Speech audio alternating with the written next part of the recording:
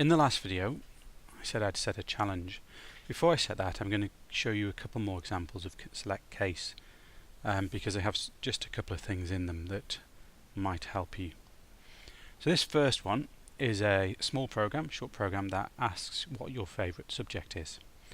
So I've created a variable as usual, as normal. I've called it favorite subject, and it's going to store some text. So its data type is string.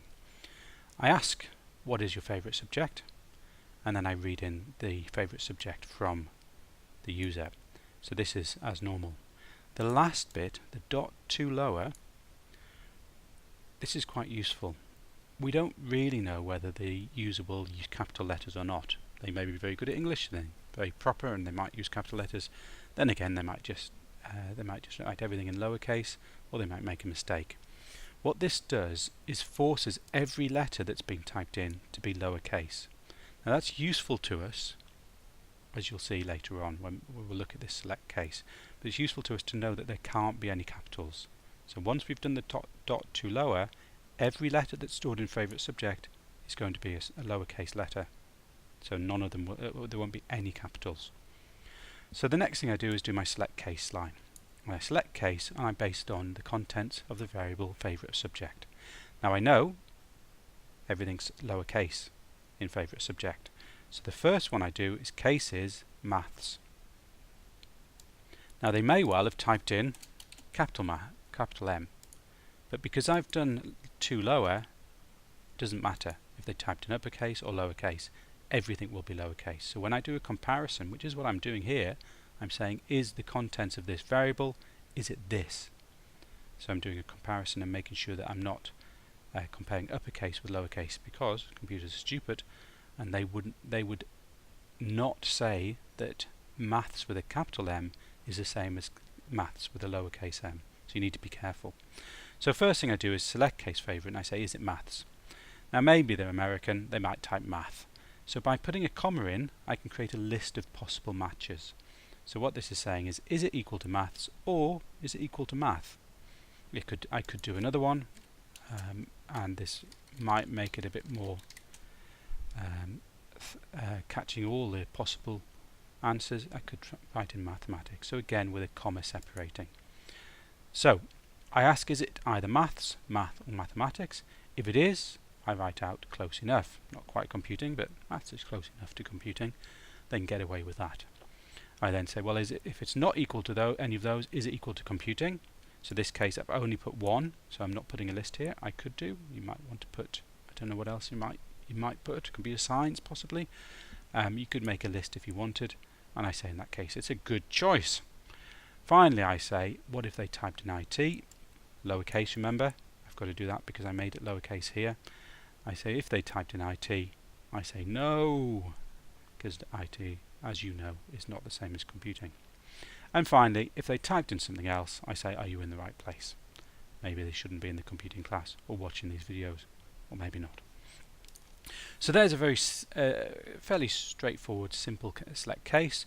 The difference here is that it's getting a list rather than a single item match. We're asking, is it part of any of these? So there's three possible ones.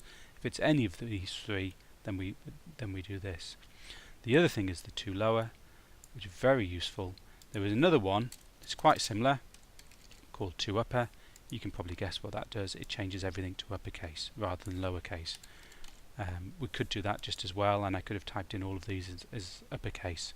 It's up to you. I find it easier to do lowercase. So there's one example.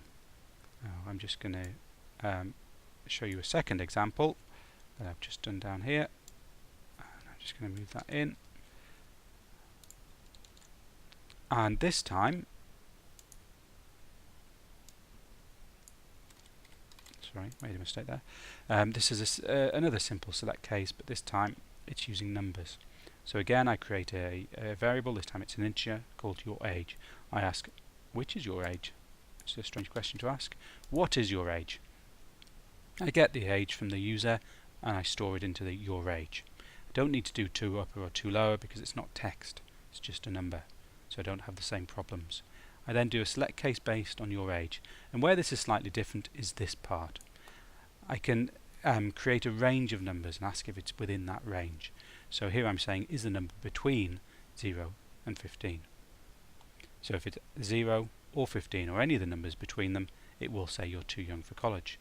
If the number is between 16 and 19, you are old enough for college. If it's between 20 and 99, you're far too old for college. If it's 100, that's whether you even remember college. And if it's typing anything else, it says I don't believe you. So the new thing here is this use of the word to in the case. So when you're using numbers and you want a range of numbers, you use the to. If it's text, then you use the comma to come up with a list. So at this stage, you can always rewind the video to look at the other example. You've got quite a lot of examples of using select case. What I'd like you to do is come up with your own version, something, a program that does something using select case. Doesn't really matter what it is. You've seen some examples. You might want to do something simple as I've done it. You might want to try something more complex, whichever you prefer. But have a go, and then you can show me, if you want, what you've done.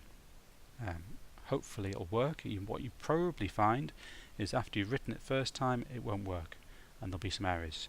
Going through and finding the errors and putting the errors right is one of the probably most important parts of programming. You will have to do it on nearly every program you write. You need to get into the habit of spotting your errors. VB Studio will help you. If you get an error, if you try to run it, it will give you a list of errors down the bottom in this output box. Also on the program, if anything's got a line, like when I loaded this up, I'd put read line in and it has the blue line, that's indicating there's an error somewhere nearby. There's not an error with I don't believe you, it's because I've done the wrong function. And when I've got it right, it's the blue line disappears. So have a go at making a select case. If you want to, bring it in, show me. I'll be happy to look at it.